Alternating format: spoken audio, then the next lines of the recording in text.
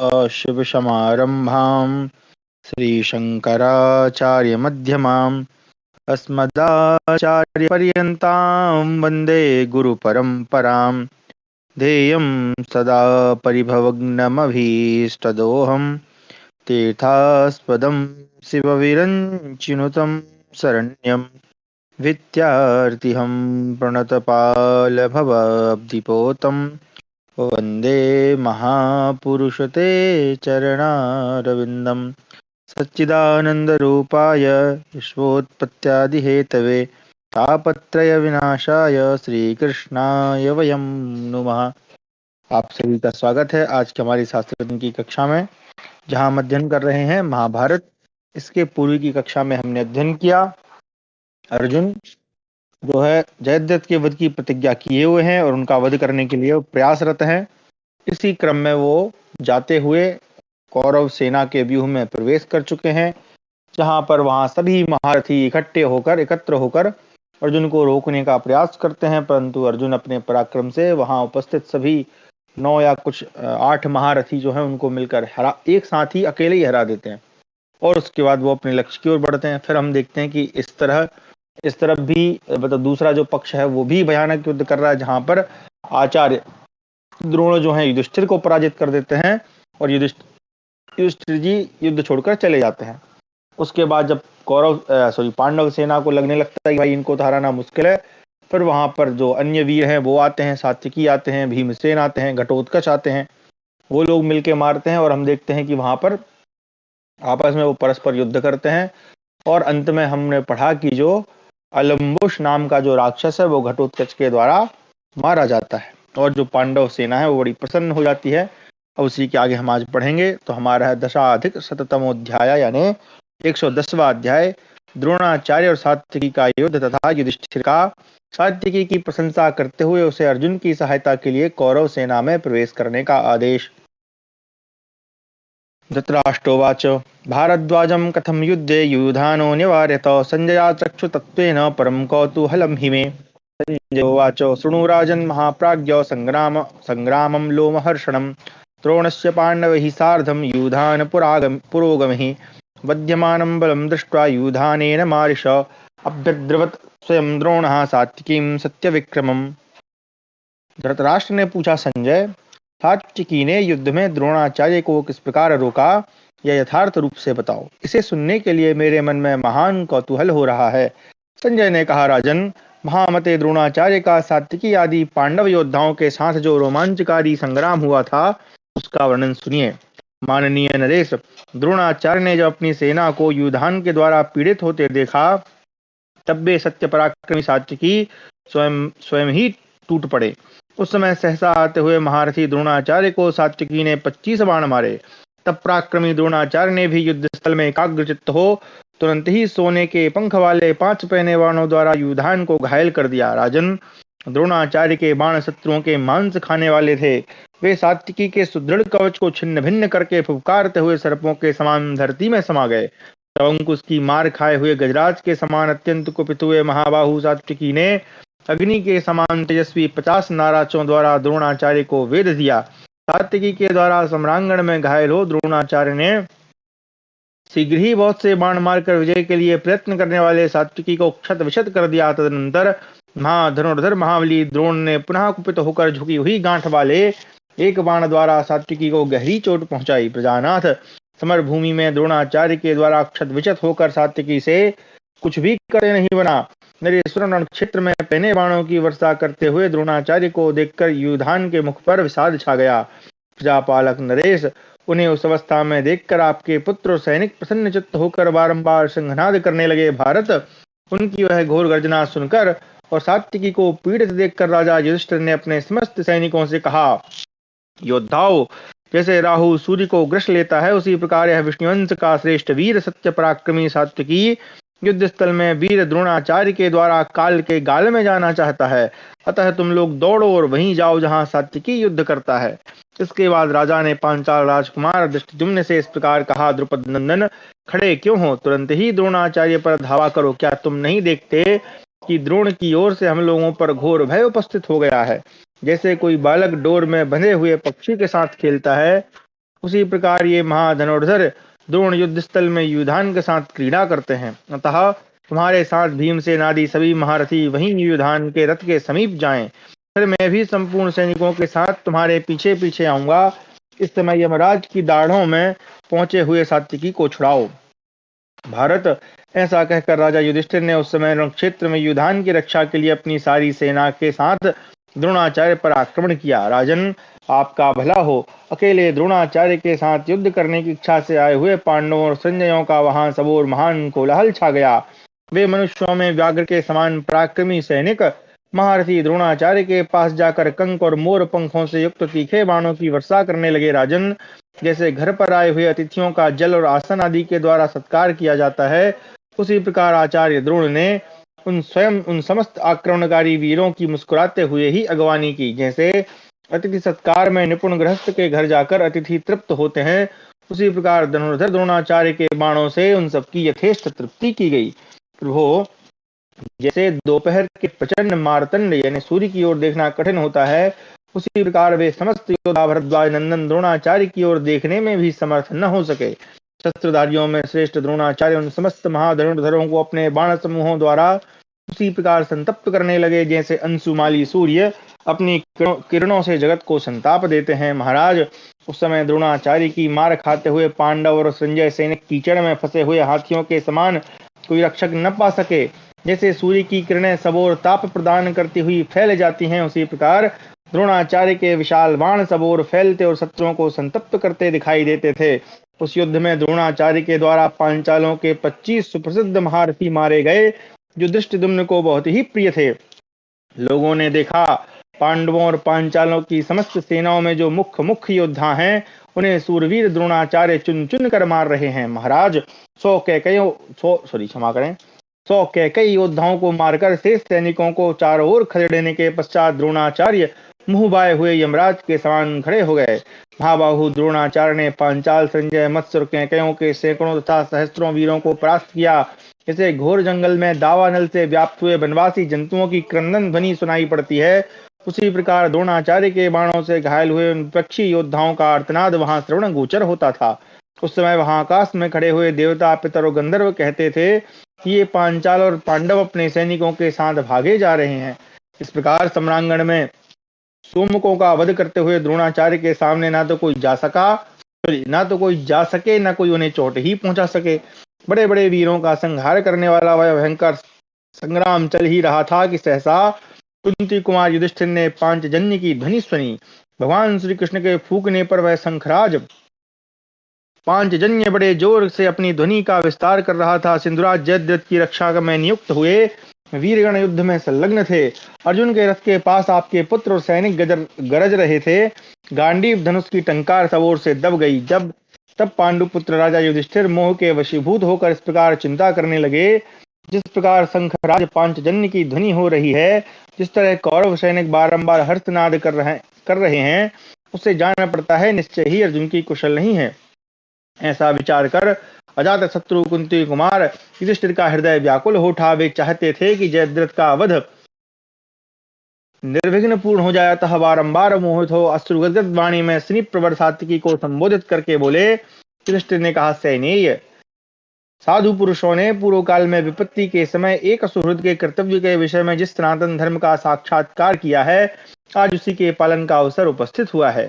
Snip प्रवर सात्विके, इस दृष्टि से विचार करने पर मैं समस्त योद्धाओं में किसी को भी तुमसे बढ़कर अपना अतिशय सुहृद नहीं समझ पाता हूँ।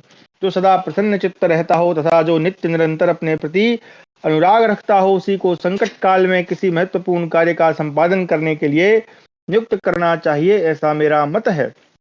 वार्ष्णेय, जैसे भगवान श्री कृष्ण सदा पांडवों के परम आश्रय हैं, उसी प्रकार तुम भी हो। तुम्हारा पराक्रम भी श्री कृष्ण के ही समान है। अतः मैं तुम पर जो कार्यभार रख रहा हूँ, उसका तुम्हें निर्वाह करना चाहिए। मेरे मनोरथ को सदा सफल बनाने की ही तुम्हें चेष्टा करनी चाहिए। नरश्रेष्ठ तुम्हारा भाई, मित्र और गुरु है। वह युद्ध के मैदान में संकट में पड़ा हुआ है, अतः तुम उसकी सहायता के लिए प्रयत्न करो। तुम सत्यव्रती सूरवीर तथा मित्रों को अभय देने वाले हो। वीर, तुम अपने कर्मों द्वारा संसार में सत्यवादी के रूप में विख्यात हो। सैनेय, जो मित्र के लिए युद्ध करते हुए शरीर का त्याग करता है तथा जो ब्राह्मणों को समूची पृथ्वी का दान कर देता है, वे दोनों समान पुण्य के भागी होते हैं। हमने सुना है कि बहुत से राजा ब्राह्मणों को विधि पूर्वक इस समूची पृथ्वी का दान करके स्वर्गलोक में गए हैं। धर्मात्मन, इसी प्रकार तुमसे भी मैं अर्जुन की सहायता के लिए हाथ जोड़कर याचना करता हूँ। प्रभो, ऐसा करने से तुम्हें पृथ्वी दान के समान अथवा उससे भी अधिक फल प्राप्त होगा। सात्विके, मित्रों को अभय प्रदान करने वाले एक तो भगवान श्री कृष्ण ही सदा हमारे लिए युद्ध में अपने प्राणों का परित्याग करने के लिए उद्यत रहते हैं, और दूसरे तुम। युद्ध में श्रेयस पाने की इच्छा रखकर पराक्रम करने वाले वीर पुरुष की सहायता कोई सूरवीर पुरुष ही कर सकता है, दूसरा कोई निम्न कोटि का मनुष्य उसका सहायक नहीं हो सकता। माधव, ऐसे घोर युद्ध में लगे हुए रण क्षेत्र में अर्जुन का सहायक एवं संरक्षक होने योग्य तुम्हारे सिवा दूसरा कोई नहीं है। पांडुपुत्र अर्जुन ने तुम्हारे सैकड़ों कार्यों की प्रशंसा करते और मेरा हर्ष बढ़ाते हुए बारंबार तुम्हारे गुणों का वर्णन किया था। वह कहता था, सात्विकी के हाथों में बड़ी फुर्ती है, वह विचित्र रीति से युद्ध करने वाला और शीघ्रता पूर्वक पराक्रम दिखाने वाला है। संपूर्ण अस्त्रों का ज्ञाता, विद्वान एवं सूरवीर सात्विकी युद्ध स्थल में कभी मोहित नहीं होता है।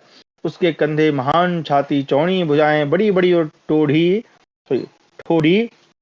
विशाल एवं हृष्ट पुष्ट है। वह महाबली, महापराक्रमी, महामनस्वी और महारथी है। वाह, क्या शब्द हैं! महाबली, महारथी, महापराक्रमी, महामनस्वी, महारथी, मतलब यहाँ अनुप्रास अलंकार की पराकाष्ठा। सात्विकी मेरा शिष्य और थका है, मैं उसको प्रिय हूँ, वह मुझे युधान मेरा सहायक होकर मेरे विपक्षी कौरवों का संहार कर डालेगा।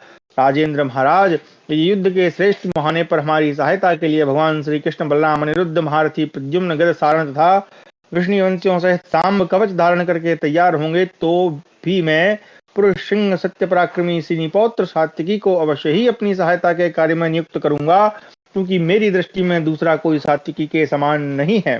तात इस प्रकार अर्जुन ने द्वैत वन में श्रेष्ठ पुरुषों की सभा में तुम्हारी यथार्थ गुणों का वर्णन करते हुए परोक्ष में मुझसे उपयुक्त बातें कही थी। वार्ष्णेय, अर्जुन का, मेरा, भीमसेन का तथा दोनों माद्री कुमारों का तुम्हारे विषय में जो वैसा संकल्प है, उसे तुम्हें व्यर्थ नहीं करना चाहिए।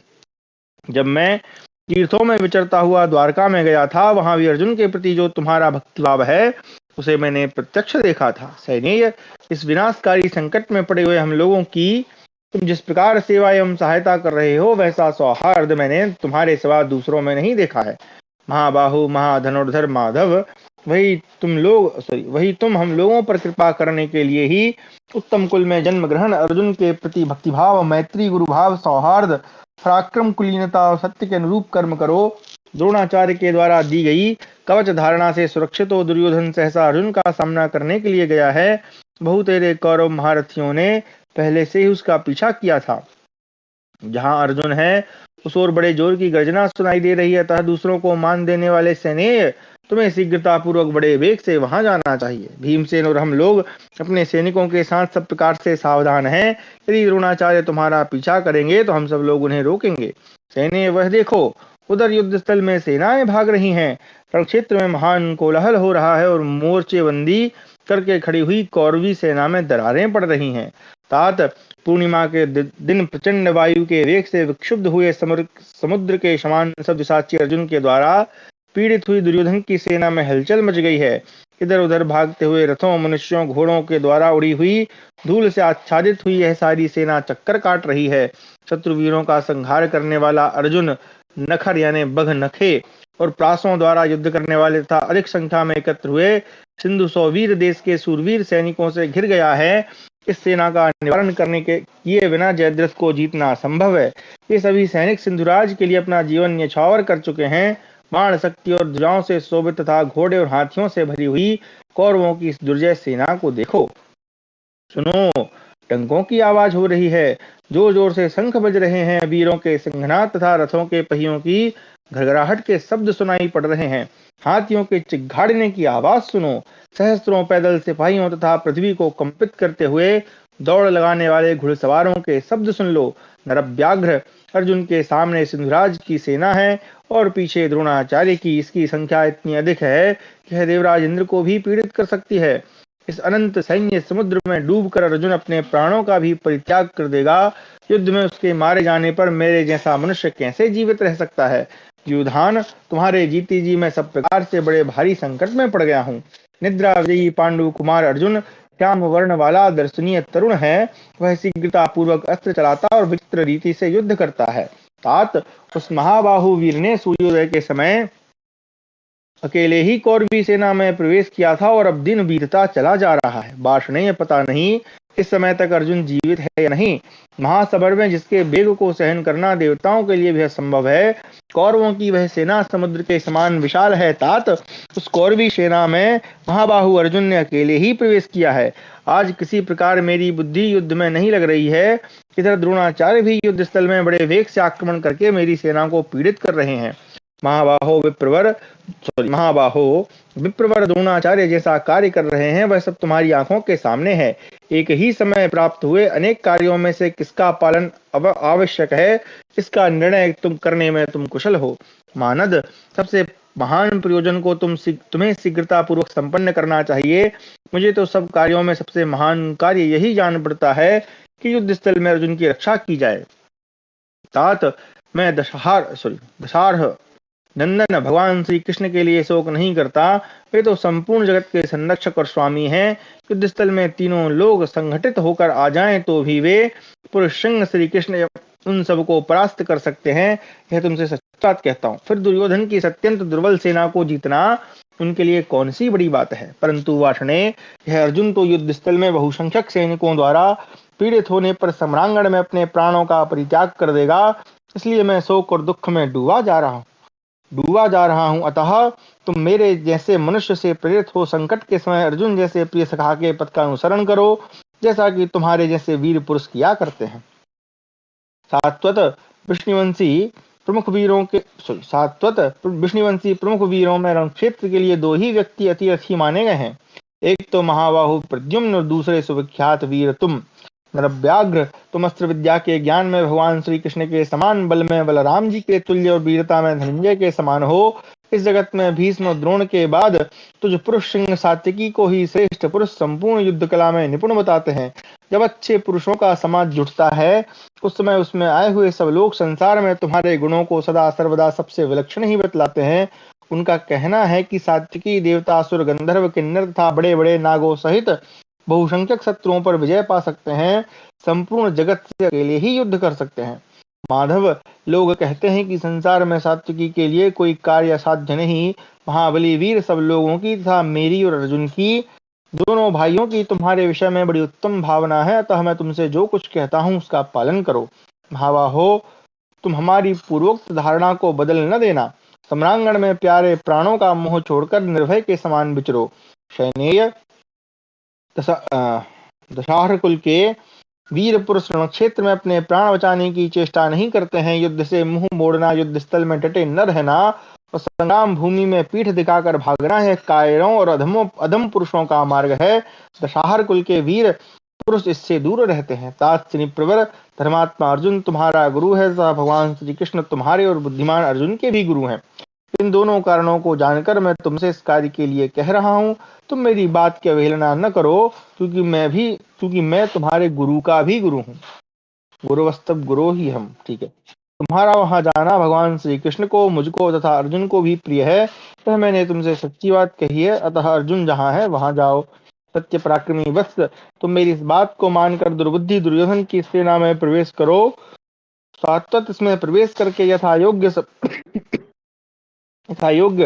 सब महारथियों से मिलकर युद्ध में अपने अनुरूप पराक्रम दिखाओ। इस प्रकार हमारा 110वां अध्याय समाप्त हुआ। 111वां अध्याय सात्विकी और युधिष्ठिर का संवाद। इतनी देर से तो भेज रहे हैं बेचारे को, इतना सारा वर्णन कर रहे हैं। संजय उवाच प्रीतियुक्तं च हृद्यं च मधुराक्षरमेव चाकालयुक्तं च चित्तं च न्यायं यच्चापि भाषितुं धर्मराजस्य तद्वाक्यं निशम्य शनिपुङ्गवः सात्विकी भरतश्रेष्ठ प्रत्युवाचं युधिष्ठिरं श्रुतं ते गदितो वाक्यं सर्वमेतन्मयाच्युतो न्याययुक्तं च चित्तं च फाल्गुनार्थे यशस्करम्। संजय कहते हैं, राजन, धर्मराज का वह वचन प्रेम पूर्ण, मन को प्रिय लगने वाला, मधुर अक्षरों से युक्त, सामयिक, विचित्र, कहने योग्य तथा न्याय संगत था। भरतश्रेष्ठ उसे सुनकर प्रवर सात्विकी ने युधिष्ठिर को इस प्रकार उत्तर दिया। अपनी मर्यादा से कभी च्युत न होने वाले नरेश, आपने अर्जुन की सहायता के लिए जो जो बातें कही हैं वह सब मैंने सुन ली। आपका कथन अद्भुत न्याय संगत और यश की वृद्धि करने वाला है। राजेंद्र, ऐसे समय में मेरे जैसे प्रिय व्यक्ति को देखकर जैसी बात आप कह सकते हैं वैसी ही कहिए। आप अर्जुन से जो कुछ कह सकते हैं वही आपने मुझसे भी कहा है। महाराज, अर्जुन के हित के लिए मुझे किसी प्रकार भी अपने प्राणों की रक्षा की चिंता नहीं करनी है, पर आपका आदेश मिलने पर मैं इस महायुद्ध में क्या नहीं कर सकता हूँ। नरेंद्र, आपकी आज्ञा हो तो देवताओं, असुरों तथा मनुष्यों सहित तीनों लोगों के साथ मैं युद्ध कर सकता हूँ। फिर यहाँ इस अत्यंत दुर्बल कौरवी सेना का सामना करना कौन सी बड़ी बात है। राजन, मैं क्षेत्र में आज चारों ओर घूमकर दुर्योधन की सेना के साथ युद्ध करूंगा और उस पर विजय पाऊंगा, यह मैं सच्ची बात कहता हूँ। राजन, मैं कुशल पूर्वक रहकर सकुशल अर्जुन के पास पहुंच जाऊंगा और जयद्रथ के मारे जाने पर उनके साथ ही आपके पास लौट आऊंगा। परंतु नरेश्वर, भगवान श्री कृष्ण तथा बुद्धिमान अर्जुन ने युद्ध के लिए जाते समय मुझसे जो कुछ कहा था वह सब आपको सूचित कर देना मेरे लिए अत्यंत आवश्यक है। अर्जुन ने सारी सेना के बीच में भगवान श्री कृष्ण के सुनते हुए मुझे बारंबार कहकर दृढ़ता पूर्वक बांध लिया। उन्होंने कहा था, माधव, आज मैं जब तक जयद्रथ का वध करता हूं तब तक युद्ध में तुम श्रेष्ठ बुद्धि का आश्रय लेकर पूरी सावधानी के साथ राजा युधिष्ठिर की रक्षा करो। महाबाहो, मैं तुम पर अथवा महारथी प्रद्युम्न पर ही भरोसा करके राजा को धरोहर की भांति सौंप कर निरपेक्ष भाव से जयद्रथ के पास जा रहा हूँ। तई चाहम महाबाहो प्रद्युम्ने वा महारथे नृपम निक्षिप्य गच्छेयम निरपेक्षो जयद्रथम। ठीक है माधव, तुम जानते ही हो कि रण क्षेत्र में श्रेष्ठ पुरुषों द्वारा सम्मानित आचार्य द्रोण कितने वेगशाली हैं। उन्होंने जो प्रतिज्ञा कर रखी है उसे भी तुम प्रतिदिन सुनते ही होगे। द्रोणाचार्य भी धर्मराज को बंदी बनाना चाहते हैं और वे सम्रांगण में राजा युधिष्ठिर को कैद करने में समर्थ भी हैं। ऐसी अवस्था में नृश्रेष्ठ धर्मराज युधिष्ठिर की रक्षा का सारा भार तुम पर ही रखकर आज मैं सिंधुराज के वध के लिए जाऊंगा। माधव, यदि द्रोणाचार्य रण क्षेत्र में धर्मराज को बलपूर्वक बंदी न बना सके तो मैं जयद्रथ का वध करके शीघ्र ही लौटाऊंगा। मधुवंशी वीर, यदि द्रोणाचार्य ने नरश्रेष्ठ युधिष्ठिर को कैद कर दिया तो सिंधुराज का वध नहीं हो सकेगा और मुझे भी महान दुख होगा। यदि सत्यवादी नरश्रेष्ठ पांडु कुमार युधिष्ठिर इस प्रकार बंदी बनाए गए तो निश्चय ही हमें पुनः वन में जाना पड़ेगा। यदि द्रोणाचार्य रण क्षेत्र में कुपित होकर युधिष्ठिर को कैद कर लेंगे तो मेरी यह विजय अवश्य ही व्यर्थ हो जाएगी। महाबाहु माधव, इसलिए तुम आज मेरा प्रिय करने, मुझे विजय दिलाने और मेरे यश की वृद्धि करने के लिए युद्ध स्थल में राजा युधिष्ठिर की रक्षा करो। प्रभु, इस प्रकार द्रोणाचार्य से निरंतर भय मानते हुए अर्जुन ने आपको मेरे पास धरोहर के रूप में रखा है। निक्षिप्तः, अच्छा निक्षेप, ठीक है, वही मैं देख रहा हूँ कि धरोहर के लिए क्या शब्द है।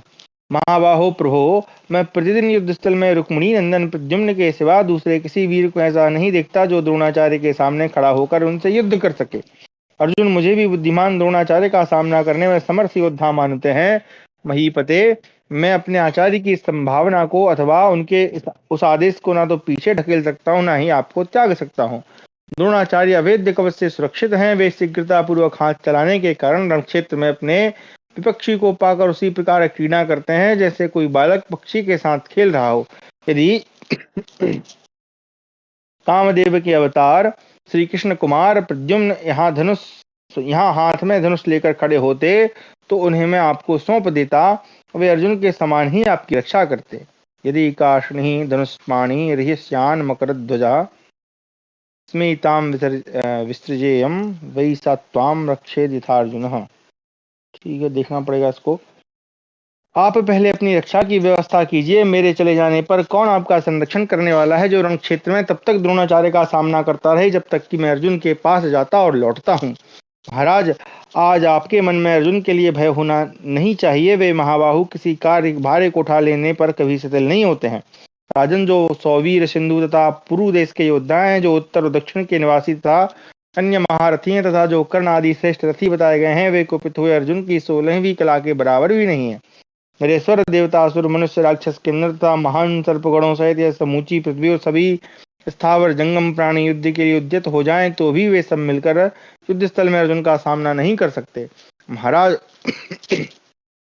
ऐसा जानकर अर्जुन के विषय में आपका भय दूर हो जाना चाहिए। जहाँ सत्य पराक्रमी महाधनुर्धर वीर श्री कृष्ण एवं अर्जुन विद्यमान है वहां किसी भी प्रकार के कार्य में व्याघात नहीं हो सकता। आपके भाई अर्जुन ने तो दैवी शक्ति, अस्त्र विद्या की निपुणता, योग, युद्ध स्थलों में अमर्ष, कृतज्ञता और दया आदि सद्गुण हैं, उनका आप बारंबार चिंतन कीजिए। राजन, मैं आपका सहायक रहा हूँ। यदि मैं अर्जुन के पास चला जाता हूँ तो युद्ध में द्रोणाचार्य जिन विचित्र अस्त्रों का प्रयोग करेंगे उन पर भी आप अच्छी तरह विचार कर लीजिए। भरतवंशी नरेश, द्रोणाचार्य आपको कैद करने की बड़ी इच्छा रखते हैं। वे अपनी प्रतिज्ञा की रक्षा करते हुए उसे सत्य कर दिखाना चाहते हैं। अब आप अपनी रक्षा का प्रबंध कीजिए। पार्थ, मेरे चले जाने पर कौन आपका रक्षक होगा, जिस पर विश्वास करके मैं अर्जुन के पास चला जाऊं? महाराज कुरुनंदन, मैं आपको इस महासमर में किसी वीर के संरक्षण में रखे बिना कहीं नहीं जाऊंगा। यह मैं आपसे सच्ची बात कहता हूँ। बुद्धिमानों में श्रेष्ठ महाराज, अपनी बुद्धि से इस विषय में बहुत सोच विचार करके आपको जो परम मंगल कारक कृत्य जान पड़े उसके लिए मुझे आज्ञा दे। युधिष्ठिर बोले, महाबाहु माधव, तुम जैसा कहते हो वही ठीक है। आर्य, श्वेतवाहन द्रोणाचार्य की ओर से मेरा हृदय शुद्ध अर्थात निश्चिंत नहीं हो रहा है। मैं अपनी रक्षा के लिए महान प्रयत्न करूंगा। तुम मेरी आज्ञा से वहीं जाओ जहां अर्जुन गया है। मुझे युद्ध में अपनी रक्षा करनी चाहिए, अर्जुन के पास तुम्हें भेजना चाहिए। इन दोनों बातों पर तुम स्वयं ही क्षमा करें, अपनी बुद्धि से विचार करके वहां जाना ही पसंद करो। अतः जहां अर्जुन गया है वहां जाने के लिए तुम तैयार हो जाओ। महाबली भीमसेन मेरी भी रक्षा कर लेंगे। तात भाइयों सहित धृष्टद्युम्न, महाबली भूपाल गण तथा द्रौपदी के पांचों पुत्र मेरी रक्षा कर लेंगे, इसमें संशय नहीं है। तात, पांच भाई केकय राजकुमार, राक्षस घटोत्कच, विराट, द्रुपद, महारथी शिखंडी, धृष्टकेतु, बलवान मामा कुंतीभोज यानी पुरोजित, नकुल, सहदेव, पांचाल तथा संजय वीरगण, ये सभी सावधान होकर निसंदेह मेरी रक्षा करेंगे। सेना सहित द्रोणाचार्य तथा कृतवर्मा युद्ध स्थल में मेरे पास नहीं पहुंच सकते और न मुझे परास्त ही कर सकेंगे। शत्रुओं को संताप देने वाला धृष्टद्युम्न सम्रांगण में कुपित हुए द्रोणाचार्य को पराक्रम करके रोक लेगा, ठीक वैसे ही जैसे तट की भूमि समुद्र को आगे बढ़ने से रोक देती है। जहाँ शत्रु वीरों का संहार करने वाला द्रुपद कुमार संग्राम भूमि में खड़ा होगा, वहां मेरी प्रबल सेना वहां मेरी प्रबल सेना पर द्रोणाचार्य किसी तरह आक्रमण नहीं कर सकते। यह धृष्टद्युम्न द्रोणाचार्य का नाश करने के लिए कवच, धनुष, बाण, खड्ग और श्रेष्ठ आभूषणों के साथ अग्नि से प्रकट हुआ है। अतः श्रीनंदन, तुम निश्चिंत होकर जाओ, मेरे लिए संदेह मत करो। धृष्टद्युम्न रण क्षेत्र में कुपित हुए द्रोणाचार्य को सर्वथा रोक देगा। इस प्रकार हमारा 111वां अध्याय समाप्त हुआ। एक मिनट रुकिए, खांसी चल रही, बार बार पानी पी लें जरा।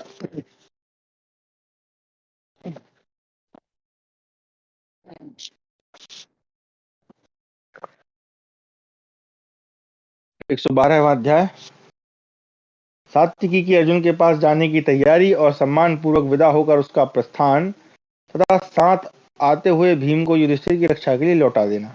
लीजिए, ये मतलब लेखक हमारी जो प्रतीक्षा उसको बढ़ाते जा रहे हैं। हम सोच रहे हैं कि जयद्रथ और उसका युद्ध हो, अर्जुन का, हम उसको मतलब जल्दी पढ़ें, और ये उसको बढ़ाते जा रहे हैं। खैर, संजय उवाच, धर्मराजस्य तद्वाक्यं निशम्य निपुंगवः स पार्थात् भयमाशंसन् परित्यागान् महीपते अपवादं ह्यात्मनश्च लोकात् पश्यन् विशेषतः ते मां भीतमिति ब्रूयुः आयन्तं फाल्गुनं प्रति निश्चित बहुदेवं सा सात्विकी युद्ध दुर्मदा धर्मराजमिदं वाक्यम् अब्रवीत् पुरुषर्षभ। संजय कहते हैं, राजन, धर्मराज का वह कथन सुनकर प्रवर सात्विकी के मन में राजा को छोड़कर जाने से अर्जुन के अप्रसन्न होने की आशंका उत्पन्न हुई। विशेषता उन्हें अपने लिए लोकापवाद का भय दिखाई देने लगा। वे सोचने लगे, मुझे अर्जुन की ओर आते देख सब लोग यही कहेंगे कि यह डरकर भाग आया है। युद्ध में दुर्जय वीर पुरुष रत्न सात्विकी ने इस प्रकार भांति भांति से विचार करके धर्मराज से यह बात कही। प्रजानाथ, यदि आप अपनी रक्षा की व्यवस्था की हुई मानते हैं तो आपका कल्याण हो। मैं अर्जुन के पास जाऊंगा और आपकी आज्ञा का पालन करूंगा। राजन, मैं आपसे सच कहता हूं कि तीनों लोकों में कोई ऐसा पुरुष नहीं है जो मुझे पांडुनंदन अर्जुन से अधिक प्रिय हो। मानद, मैं आपके आदेश और संदेश से अर्जुन के पथ का अनुसरण करूंगा। आपके लिए कोई ऐसा कार्य नहीं जिसे मैं किसी प्रकार न कर सकूं। श्रेष्ठ, मेरे गुरु अर्जुन का वचन मेरे लिए जैसा महत्व रखता है, आपका वचन भी वैसा ही है, बल्कि उससे भी बढ़कर है। श्रेष्ठ, दोनों भाई श्री कृष्ण और अर्जुन आपके प्रिय साधन में लगे हुए हैं और उन दोनों के प्रिय कार्य में आप मुझे तत्पर जानिए। प्रभु नरश्रेष्ठ, मैं आपकी आज्ञा शिरोधार्य करके पांडुनंदन अर्जुन के लिए इस दुर्वेद्य सैन्य व्यूह का भेदन करके उनके पास जाऊंगा। राजन, जैसे महामत्स्य महासागर में प्रवेश करता है, उसी प्रकार मैं भी कुपित होकर द्रोणाचार्य की सेना में घुसता हूँ। मैं वहीं जाऊंगा जहाँ राजा जयद्रथ है। पांडुनंदन अर्जुन से भयभीत हो अपनी सेना का आश्रय लेकर जयद्रथ जहाँ अश्वत्थामा, कर्ण और कृपाचार्य आदि श्रेष्ठ महारथियों से सुरक्षित होकर खड़ा है, वहीं मुझे पहुंचना है। प्रजापालक नरेश, इस समय जहाँ जयद्रथ वध के लिए उद्यत हुए अर्जुन खड़े हैं, उस स्थान को मैं यहाँ से 3 योजन दूर मानता हूँ। राजन, अर्जुन के 3 योजन दूर चले जाने पर भी मैं जयद्रथ वध के पहले ही सुदृढ़ हृदय से अर्जुन के स्थान पर पहुंच जाऊंगा। नरेश्वर, गुरु की आज्ञा प्राप्त हुए बिना कौन मनुष्य युद्ध करेगा, और गुरु की आज्ञा मिल जाने पर मेरे जैसा कौन वीर युद्ध नहीं करेगा। प्रभु, मुझे जहाँ जाना है उस स्थान को मैं जानता हूँ। वह हल, शक्ति, गदा, प्रास, ढाल, तलवार, रिष्टि और तोमरों से भरा है। श्रेष्ठ धनुष बाणों से परिपूर्ण शत्रु सैन्य रूपी महासागर को मैं मथ डालूंगा। महाराज, यह जो आप हजारों हाथियों की सेना देखते हैं, इसका नाम है आंजनक कुल। इसमें पराक्रमी गजराज खड़े हैं, जिनके ऊपर प्रहार कुशल और युद्ध निपुण बहुत से म्लेच्छ योद्धा सवार हैं। राजन, ये हाथी मेघों की घटा के समान दिखाई देते हैं और पानी बरसाने वाले बादलों की समान मद की वर्षा करते हैं। हाथी सवारों के हाँकने पर ये कभी युद्ध से पीछे नहीं हटते। महाराज, वध के अतिरिक्त और किसी उपाय से इनकी पराजय नहीं हो सकती। राजन, आप जिन सहस्त्रों रथियों को देख रहे हैं, वे रुक्मरथ नाम वाले महारथी राजकुमार हैं। प्रजानाथ, ये रथों, अस्त्रों और हाथियों के संचालन में भी निपुण हैं। ये सब के सब धनुर्वेद के पारंगत विद्वान हैं। मुष्टि युद्ध में भी निपुण हैं, गदा युद्ध के भी विशेषज्ञ हैं और मल्ल युद्ध में भी कुशल हैं। तलवार चलाने में भी इनका अच्छा अभ्यास है। ये ढाल तलवार लेकर विचरने में समर्थ हैं। सूर और अस्त्र शस्त्रों के विद्वान होने के साथ ही परस्पर स्पर्धा रखते हैं। नरेश्वर, ये सदा समर भूमि में मनुष्यों को जीतने की इच्छा रखते हैं। महाराज, कर्ण ने इन्हें दुशासन का अनुगामी बना रखा है। भगवान श्री कृष्ण भी इन श्रेष्ठ महारथियों की प्रशंसा करते हैं। ये सबके सब कर्ण के वश में स्थित हैं और सदा उसका प्रिय करने की अभिलाषा रखते हैं। राजन, कर्ण के ही कहने से ये अर्जुन की ओर से इधर लौट आए हैं। इनके कवच और धनुष अत्यंत सुदृढ़ हैं। वे ना तो थके हैं, न पीड़ित ही हुए हैं। दुर्योधन के आदेश से ये निश्चय ही मुझसे युद्ध करने के लिए खड़े हैं। कुरुनंदन, मैं आपका प्रिय करने के लिए इन सबको संग्राम में मत कर सब्यसाची अर्जुन के मार्ग पर जाऊंगा। महाराज, जिन दूसरे इन 700 हाथियों को आप देख रहे हैं, जो कवच से आच्छादित हैं, जिन पर किरात योद्धा चढ़े हुए हैं, ये वे ही हाथी हैं जिन्हें दिग्विजय के समय अपने प्राण बचाने की इच्छा रखकर किरात राज ने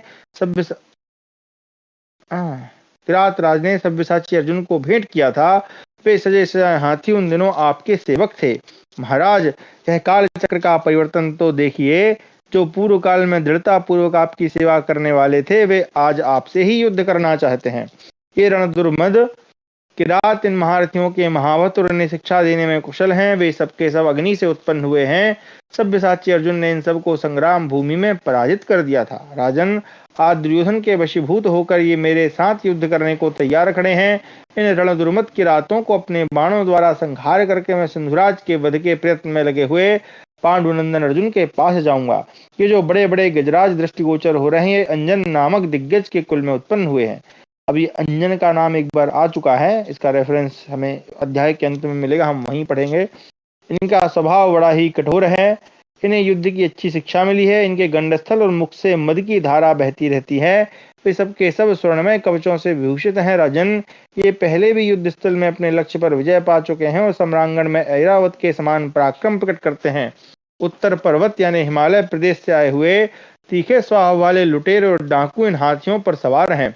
ये कर्कश स्वभाव वाले तथा श्रेष्ठ योद्धा हैं। उन्होंने काले लोहे के बने हुए कवच धारण कर रखे हैं। उनमें से बहुत से दस्यु गायों के पेट से उत्पन्न हुए हैं। कितने ही बंदरियों की संतानें हैं। कुछ ऐसे भी हैं जिनमें अनेक योनियों का सम्मिश्रण है तथा कितने ही मानव संतान भी हैं। ये थोड़ा सा उस टाइप का वर्णन है कि भाई गायों से उत्पन्न है, बंदरियों से उत्पन्न है, तो मतलब उस जाति के वो हैं या उस तरह का व्यवहार उनका रहता है। ऐसा नहीं समझना कि वो सच में हुए हैं। यहाँ एकत्र हुए हिमदुर्ग निवासी पापाचारी मिलेच्छों की यह सेना धुएं के समान काली प्रतीत होती है। काल से प्रेरित हुआ, या फिर आप इसको इस प्रकार भी समझ सकते हैं कि उनका मुखमंडल या उनकी आकृति कुछ इस प्रकार की होगी ना, तो हम जैसे कहते हैं कि भाई देखो हमारे यहाँ भी ऐसा कोई हो, उसका चेहरा जो है थोड़ा बंदर के जैसा हो, है ना, तो हम भी कह देते हैं भाई देखो इसका बंदर के जैसा लाल है। तो उस टाइप का भी हो सकता है, ये मतलब वो भाषा है। यहाँ एकत्र हुए हेमदुर्ग निवासी पापाचारी मिलेच्छों की यह सेना धुएं के समान काली प्रतीत होती है। काल से प्रेरित हुआ दुर्योधन इन समस्त राजाओं के समुदाय को तथा रथियों में श्रेष्ठ द्रोणाचार्य, कृपाचार्य, भूरिश्रवा, जयद्रथ और कर्ण को पाकर पांडवों का अपमान करता है तथा अपने आप को कृतार्थ मान रहा है। कुंती नंदन, वे सब लोग आज मेरे नाराजों के लक्ष्य बने हुए हैं। वे मन के समान वेगशाली हों तो भी मेरे हाथों से छूट नहीं सकेंगे। दूसरों के बल पर जीतने वाले दुर्योधन ने इन सब लोगों को सदा आदर पूर्वक सॉरी दूसरों के बल पर जीतने वाले दुर्योधन ने इन सब लोगों का सदा आदर पूर्वक भरण पोषण किया है, परंतु ये मेरे बाण समूहों से पीड़ित होकर आज विनष्ट हो जाएंगे। राजन, ये जो सोने की ध्वजा वाले रथ दिखाई देते हैं, ये दुर्वारण नाम वाले काम्बोज सैनिक हैं। आपने इनका नाम सुना होगा। ये सूर विद्वान तथा धनुर्वेद में परिनिष्ठित हैं। इनमें परस्पर बड़ा संगठन है। ये एक दूसरे का हित चाहने वाले हैं। भरत नंदन, दुर्योधन की क्रोध में भरी हुई एक कई अक्षौहिणी सेनाएं कौरव वीरों से सुरक्षित हो मेरे लिए तैयार खड़ी हैं। महाराज, ये सब सावधान होकर मुझ पर ही आक्रमण करने वाली है, परंतु जैसे आग तिनकों को जला डालती है, उसी प्रकार मैं उन समस्त कौरव सैनिकों को मत डालूंगा। अतः राजन, रथ को सुसज्जित करने वाले लोग आज मेरे रथ पर यथावत रूप से भरे हुए तरकसों तथा अन्य सब आवश्यक उपकरणों को रख दें। इस संग्राम में नाना प्रकार के आयुधों का उसी प्रकार संग्रह कर लेना चाहिए जैसा कि आचार्यों ने उपदेश किया है। रथ पर रखी जाने वाली युद्ध सामग्री पहले से 5 गुनी कर देनी चाहिए। हाँ, तो कल हम इस बारे में भी चर्चा कर रहे थे, मतलब इसके पूर्व वाली कक्षा में, कि भाई इतने सारे वो तीर वीर कहाँ से आते होंगे, तो वो रथ में वैसी व्यवस्था रखते थे। यहाँ पर हमें स्पष्ट होता है। आज मैं विषधर सर्प के समान क्रूर स्वभाव वाले उन काम्बोज सैनिकों के साथ युद्ध करूंगा, जो नाना प्रकार के शस्त्र समुदायों से संपन्न और भांति भांति के आयुधों द्वारा युद्ध करने में कुशल हैं। दुर्योधन का हित चाहने वाले और विष के समान घातक उन प्रहार कुशल किरात योद्धाओं के साथ भी संग्राम करूंगा, जिनका राजा दुर्योधन ने सदा ही लालन पालन किया है। प्रज्वलित अग्नि के समान तेजस्वी दुर्धर्ष एवं इंद्र के समान पराक्रमी शकों के साथ भी आज मैं भिड़ जाऊंगा। राजन, इनके सिवा और भी जो नाना प्रकार के बहुसंख्यक युद्ध दुर्मत काल के तुल्य भयंकर तथा दुर्जय योद्धा हैं, रण क्षेत्र में उन सबका सामना करूंगा। इसलिए उत्तम लक्षणों से संपन्न श्रेष्ठ घोड़े जो विश्राम कर चुके हों, जिन्हें टहलाया गया हो और पानी भी पिला दिया गया हो, पुनः मेरे रथ में जोते जाएं।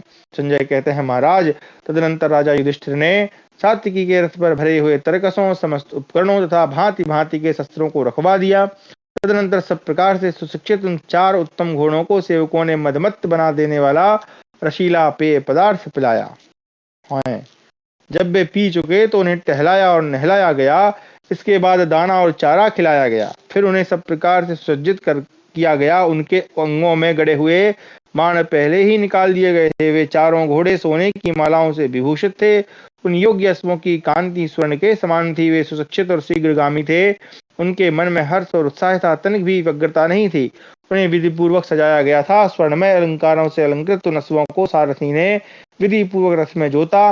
वह रथ स्वर्णमय केसरों से सुशोभित सिंह के चिन्ह वाले विशाल ध्वज से संपन्न था। मणि और मुंगों से चित्रित सोने की सलाखाओं से शोभायमान एवं श्वेत पताकाओं से अलंकृत था। उस रथ के ऊपर स्वर्णमय दंड से विभूषित छत्र तना हुआ था तथा रथ के भीतर नाना प्रकार के शस्त्र तथा अस्त्र एवं अन्य आवश्यक सामान रखे थे। जैसे मातली इंद्र का सारथी और सखा भी है, उसी प्रकार दारुक का छोटा भाई सात्यकी का सारथी और प्रिय सखा था। उसने सात्यकी को यह सूचना दी कि रथ जोत कर तैयार है। तदनंतर सात्यकी ने स्नान करके पवित्र हो यात्रा कालिक मंगल कृत्य संपन्न करने के पश्चात 1 सहस्त्र स्नातकों को सोने की मुद्राएं दान की। ब्राह्मणों के, अब ये थोड़ा सा देखिए, ये मुझे इस तरह का जो वर्णन है कि भाई उन्होंने मांगलिक कृत्य किया और स्नान किया और फला, ये थोड़ा सा बीच में प्रक्षिप्त ही लगता है, या फिर कहें कि थोड़ा सा अतिशयोक्तिपूर्ण, या दूसरा वो है, क्योंकि ये प्रसंग भंग कर रहा है, क्योंकि युद्ध का समय चल रहा है और सूर्य अस्त होने वाला है। अब वो स्नान भी करेगा, न दान पुण्य करेगा, तो सारा समय तो वहीं खत्म हो गया। तो ये थोड़ा सा प्रसंग भंग है, तो इसको हम उस प्रकार से समझ सकते हैं। लेकिन ये थोड़ा सा बताने के लिए कि भाई ये सब कहीं यात्रा पे जा रहे हैं तो ये सब भी करना चाहिए। ब्राह्मणों के आशीर्वाद पाकर तेजस्वी पुरुषों में श्रेष्ठ एवं मधुपर्क के अधिकारी सात्विकी ने कैलातक नामक मधु का पान किया। उसे पीते ही उनकी आंखें लाल हो गईं, मद से नेत्र चंचल हो गए। फिर उन्होंने अत्यंत हर्ष में भरकर वीर कान से पात्र का स्पर्श किया। उस समय प्रज्वलित अग्नि के समान रथियों में श्रेष्ठ सात्विकी का तेज दूना हो गया। उन्होंने बाण सहित धनुष को गोद में लेकर ब्राह्मणों के मुख से स्वस्ति वचन का कार्य संपन्न कराकर कवच एवं आभूषण धारण किए। फिर कुमारी कन्याओं ने लावा, गंध तथा पुष्पमालाओं से उनका पूजन एवं अभिनंदन किया। इसके बाद सात्विकी ने हाथ जोड़कर युधिष्ठिर के चरणों में प्रणाम किया। युधिष्ठिर उनका मस्तक सूंघा, फिर वे उस विशाल रथ पर आरूढ़ हो गए। तदनंतर वे हृष्ट पुष्ट वायु के समान वेगशाली और अजेय सिंधु देशीय घोड़े मदमत्त हो उस विजयशील रथ को लेकर चल दिए। इसी प्रकार धर्मराज से सम्मानित भीमसेन भी युधिष्ठिर को प्रणाम करके सात्विकी के साथ चले। उन दोनों शत्रुदमन वीरों को आपकी सेना में प्रवेश करने के लिए इच्छुक देख द्रोणाचार्य आदि आपके सारे सैनिक सावधान होकर खड़े हो गए। उस समय भीमसेन को कवच आदि से सुसज्जित होकर अपने पीछे आते देख उनका अभिनंदन करके वीर सात्विकी ने उनसे यह हर्षवर्धक वचन कहा। भीमसेन, तुम राजा युधिष्ठिर की रक्षा करो, यही तुम्हारे लिए सबसे महान कार्य है जिसे काल ने रांध कर पका दिया हो। इस कौरव सेना को चीरकर मैं भीतर प्रवेश कर जाऊंगा। शत्रुदमन वीर, इस समय और भविष्य में भी राजा की रक्षा करना ही श्रेयस्कर है। तुम मेरा बल जानते हो और मैं तुम्हारा। अतः भीमसेन, यदि तुम मेरा प्रिय करना चाहते हो तो लौट जाओ। सात्विकी के ऐसा कहने पर भीमसेन ने उनसे कहा, अच्छा भैया, तुम कार्य सिद्धि के लिए आगे बढ़ो, पुरुष पर मैं राजा की रक्षा करूंगा। भीमसेन के ऐसा कहने पर सात्विकी ने उनसे कहा, कुंती कुमार, तुम जाओ, निश्चय ही लौट जाओ, मेरी विजय अवश्य होगी। भीमसेन, तो तुम मेरे गुणों में अनुरक्त होकर मेरे वश में हो गए हो तथा इस समय दिखाई देने वाले शुभ शकुन मुझे जैसी बात बता रहे हैं, इससे जान पड़ता है कि महात्मा अर्जुन के द्वारा पापी जयद्रथ के मारे जाने पर मैं निश्चय ही लौटकर धर्मात्मा राजा युधिष्ठिर का आलिंगन करूंगा। भीमसेन से ऐसा कहकर उन्हें विदा करने के पश्चात महयशस्वी सात्विकी ने आपकी सेना को उसी प्रकार देखा जैसे बाघ मृगों के झुंड की ओर देखता है। नरेश्वर, सात्विकी को अपने भीतर प्रवेश करने के लिए उत्सुक देख आपकी सेना पर पुनः मोह छा गया और वह बारंबार कांपने लगी। राजन, तदनंतर धर्मराज की आज्ञा के अनुसार अर्जुन से मिलने के लिए सात्विकी आपकी सेना की ओर वेग पूर्वक बढ़े। इस प्रकार हमारा 112वां अध्याय समाप्त हुआ।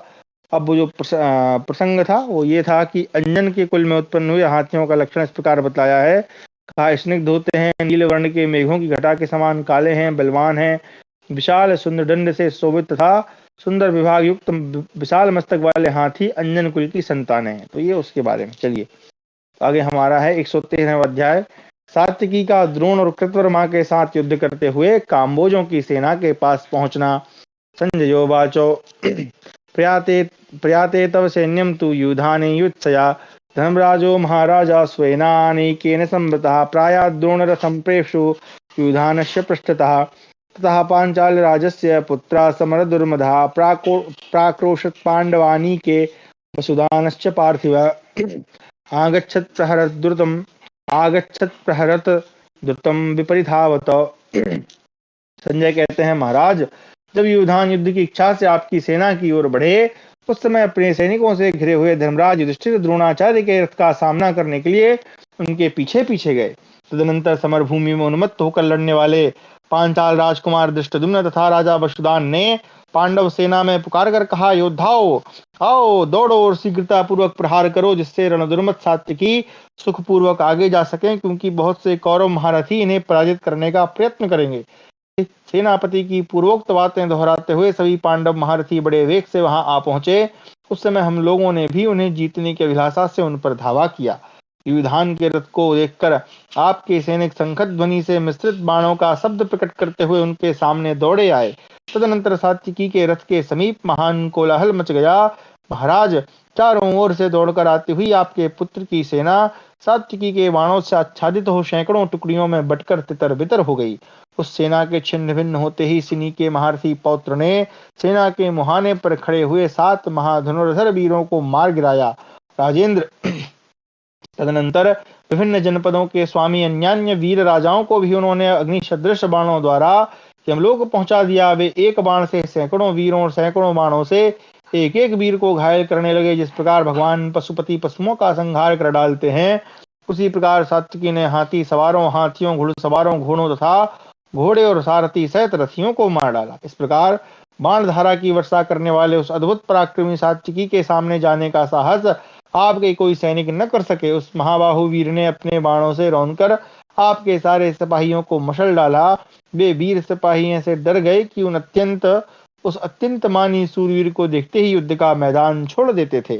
माननीय नरेश, सारे कौरव सैनिक सात्विकी के तेज से मोहित हो अकेले होने पर भी उन्हें अनेक रूपों में देखने लगे। वहां बहुसंख्यक रथ चूर चूर हो गए, उनकी बैठकें टूट फूट गई थी, पहियों के टुकड़े टुकड़े हो गए थे, छत्र और ध्वज छिन्न भिन्न होकर धरती पर पड़े थे।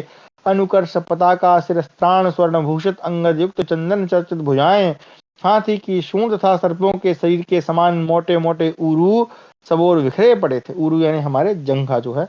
नरेश्वर, मनुष्यों के विभिन्न अंगों तथा रथ के पूर्वोक्त अवयवों से वहां की भूमि आच्छादित हो गई थी। वृषभ के समान बड़े बड़े नेत्रों वाले वीरों के मनोहर सिरे हुए सांक सन्निश्चय वदनिश्चारु कुंडले, मतलब लगे हुए मनोहर कुंडल मंडित चंद्रमा जैसे मुखों से वहां की भूमि अत्यंत शोभायमान हो रही थी। अनेकों टुकड़ों में कटकर धराशायी हुए पर्वताकार गजराजों से वहां की भूमि इस प्रकार अत्यंत शोभाए संपन्न हो रही थी, मानो वहां बहुत से पर्वत बिखरे हुए हों। कितने ही घोड़े सुनहरी रस्सियों तथा मोती की जालियों से विभूषित विचित्र आच्छादन वस्त्रों से विशेष शोभायमान हो रहे थे। महाबाहु सात्विकी के द्वारा रौंदे जाकर वे धरती पर पड़े थे और उनके प्राण पखेरु उड़ गए थे। इस प्रकार आपकी नाना प्रकार की सेनाओं का संहार करके बहुत से सैनिकों को भगाकर सात्विकी आपकी सेना के भीतर घुस गए। तदनंतर जिस मार्ग से अर्जुन गए थे उसी से सात्विकी ने भी जाने का विचार किया, परंतु आचार्य द्रोण ने उन्हें रोक दिया। अत्यंत क्रोध में भरे हुए सत्यक नंदन युधान द्रोणाचार्य के पास पहुंचकर रुक तो गए, परंतु पीछे नहीं लौटे। जैसे क्षुब्ध जला से अपनी तटभूमि तक पहुंचकर फिर पीछे नहीं लौटता है, द्रोणाचार्य ने रणक्षेत्र में महारथी युधान को रोककर मर्मस्थल को विदीर्ण कर देने वाले 5 पहने बाणों से उन्हें घायल कर दिया। राजन, तब सात्विकी ने भी सम्रांगण में सान पर चढ़ाकर तेज हुए स्वर्णमय पंख वाले कंक तथा और मोर की पांखों से संयुक्त हुए 7 बाणों द्वारा द्रोणाचार्य को क्षत कर डाला। फिर द्रोण ने 6 बाण मारकर घोड़ों और सारथी सहित सात्विकी को पीड़ित कर दिया।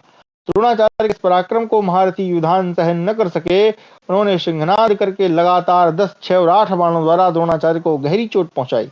माननीय नरेश, तदनंतर युधान ने पुनः 10 बाण मारकर द्रोणाचार्य को घायल कर दिया। फिर एक बाण से उनके सारथी को 4 से 4 घोड़ों को और एक बाण से उनकी ध्वजा को युद्ध स्थल में बीन्ह डाला। इसके बाद द्रोणाचार्य ने उतावले होकर टिड्डी दलों के समान अपने शीघ्रगामी बाणों द्वारा घोड़े सारथी रथ और ध्वज सहित सात्विकी को आच्छादित कर दिया। इसी प्रकार सात्विकी ने भी बिना किसी घबराहट के बहुत से शीघ्रगामी बाणों की वर्षा करके द्रोणाचार्य को ढक दिया। तब द्रोणाचार्य बोले, माधव, तुम्हारे आचार्य अर्जुन तो कायर के समान युद्ध का मैदान छोड़कर चले गए हैं। मैं युद्ध कर रहा था तो भी मुझे छोड़कर मेरी परिक्रमा करते हुए चल दिए। तुम भी अपने आचार्य के समान तुरंत ही सम्रांगण में मुझे छोड़कर चले नहीं जाओगे, तो युद्ध में तत्पर रहते हुए मेरे हाथ से आज जीवित बचकर नहीं जा सकोगे। सात्विकी ने कहा, ब्राह्मण, आपका कल्याण हो। मैं धर्मराज की आज्ञा से धनंजय के मार्ग पर जा रहा हूँ, आप ऐसा करें जिससे मुझे विलंब न हो। शिष्यगण तो सदा से ही अपने आचार्य के मार्ग का अनुसरण करते आए हैं, अतः जिस प्रकार मेरे गुरुजी गए हैं उसी प्रकार मैं भी शीघ्र ही चला जाता हूँ। संजय कहते हैं, राजन, ऐसा कहकर सात्विकी सहसा द्रोणाचार्य को छोड़कर चल दिए और सारथी इस प्रकार बोले, सूत, द्रोणाचार्य मुझे रोकने के लिए सब प्रकार से प्रयत्न करेंगे, अतः तुम रण क्षेत्र में सावधान होकर चलो और मेरी यह दूसरी बात भी सुन लो। यह अवंती निवासियों की अत्यंत तेजस्वी सेना दिखाई देती है। इसके बाद यह दाक्षिणात्यों की विशाल सेना है। इसके पश्चात यह बाल्लीकों की विशाल वाहिनी है। बाल्लीकों के पास ही उनसे जुड़ी हुई कर्ण की बड़ी भारी सेना खड़ी है। सारथे, ये सारी सेनाएं एक दूसरी से भिन्न है। ये सब की सब एक दूसरी का सहारा लेकर युद्ध की लिपटी हुई हैं। ये कभी भी सम्रांगण का परित्याग नहीं करेंगी। तुम इन्हीं के बीच से होकर प्रसन्नता पूर्वक अपने घोड़ों को आगे बढ़ाओ। सारथे, मध्यम वेग का आश्रय लेकर तुम मुझे वहां ले चलो जहां नाना प्रकार के अस्त्र शस्त्र लिए युद्ध के लिए उद्यत हुए बाल्लिक देशीय सैनिक दिखाई देते हैं। जहां सूतपुत्र कर्ण को आगे करके बहुत से दाक्षिणात्य योद्धा खड़े हैं। हाथी, घोड़ों और रथों से भरी हुई जो वह सेना दृष्टिगोचर हो रही है, उसमें अनेक देशों के पैदल सैनिक मौजूद हैं। तुम वहां भी मेरे रथ को ले चलो। सारथी से ऐसा कहकर सात्विकी ब्राह्मण द्रोणाचार्य को छोड़ते हुए उन सबको लांघ कर उस स्थान पर जा पहुंचे जहां कर्ण की भयंकर एवं विशाल सेना खड़ी थी। युद्ध से पीछे न हटने वाले महाभाग युधान को आगे बढ़ते देख द्रोणाचार्य कुपित हो उठे और वे बहुत से बाणों की वर्षा करते हुए कुछ दूर तक उनके पीछे पीछे दौड़े। सात्विकी कर्ण की विशाल वाहिनी को अपने पैने बाणों द्वारा घायल करके अपार कौरवी सेना में घुस गए। सात्विकी के प्रवेश करते ही सारे कौरव सैनिक भागने लगे। तब क्रोध में भरे हुए कृतवर्मा ने उन्हें आ घेरा। उसे आते देख पराक्रमी सात्विकी ने 6 बाणों द्वारा उसे चोट पहुंचाकर 4 बाणों से उसके चारों घोड़ों को शीघ्र ही घायल कर दिया। तदनंतर पुनः झुकी हुई गांठ वाले 16 बाण मारकर सात्विकी ने कृतवर्मा की छाती में गहरी चोट पहुंचाई। महाराज, सात्विकी के प्रचंड तेज वाले बहुसंख्यक बाणों द्वारा घायल होने पर कृतवर्मा सहन न कर सका। राजन, वक्र गति से चलने वाले अग्नि के समान तेजस्वी वत्सदंत नामक बाण को धनुष पर रखकर कृतवर्मा ने उसे कान तक खींचा और उसके द्वारा सात्विकी की छाती में प्रहार किया। वह बाण सात्विकी के शरीर कवच दोनों को विदीर्ण करके खून से लथपथ हो पंख एवं पत्र सहित धरती में समा गया। राजन, कृतवर्मा उत्तम अस्त्रों का ज्ञाता है। उसने बहुत से बाण चलाकर बाण समूहों सहित सात्विकी के सरासन यानी धनुष को काट दिया। नरेश्वर, इसके बाद क्रोध में भरे हुए कृतवर्मा ने सत्य पराक्रमी सात्विकी की छाती में पुनः 10 पैने बाणों द्वारा गहरा आघात किया। धनुष कट जाने पर शक्तिशाली सूरवीरों में श्रेष्ठ सात्विकी ने कृतवर्मा की दाहिनी भुजा पर शक्ति द्वारा ही प्रहार किया। तदनंतर दूसरे सुदृढ़ धनुष को अच्छी तरह खींचकर सात्विकी ने तुरंत ही सैकड़ों और हजारों बाणों की वर्षा की और रथ सहित कृतवर्मा को सब ओर से ढक दिया। राजन, रण क्षेत्र में इस प्रकार कृतवर्मा को आच्छादित करके सात्विकी ने भल्ल के द्वारा उनके सारथी का सिर काट दिया। उनके द्वारा मारा गया सारथी कृतवर्मा के विशाल रथ से नीचे गिर पड़ा। फिर तो सारथी के बिना उसके घोड़े बड़े जोर से भागने लगे। इससे कृतवर्मा को बड़ी घबराहट हुई, परंतु वह वीर स्वयं ही घोड़ों को काबू में करके हाथ में धनुष लिए युद्ध के लिए डट गया। उसके इस कर्म की सभी सैनिकों ने भूरी भूरी प्रशंसा की। उसने थोड़ी ही देर में आश्वस्त होकर अपने उत्तम घोड़ों को आगे बढ़ाया तथा स्वयं निर्भय रहकर शत्रुओं के हृदय में महान भय उत्पन्न किया। राजेंद्र, यही अवसर पाकर सात्विकी वहां से आगे निकल गए। तब कृतवर्मा ने भीमसेन पर धावा किया। कृतवर्मा की सेना से निकलकर युधान तुरंत ही काम्बोजों की विशाल वाहिनी के पास आ पहुंचे। वहां बहुत से सुरवीर महारथियों ने उन्हें आगे बढ़ने से रोक दिया। महाराज, तो भी वे उस समय सत्य पराक्रमी सात्विकी विचलित नहीं हुए। द्रोणाचार्य ने अपनी बिखरी हुई सेना को एकत्र करके उसकी रक्षा का भार कृतवर्मा को सौंप कर समरांगण में सात्विकी के साथ युद्ध करने की इच्छा से उद्यत हो उनके पीछे पीछे दौड़े।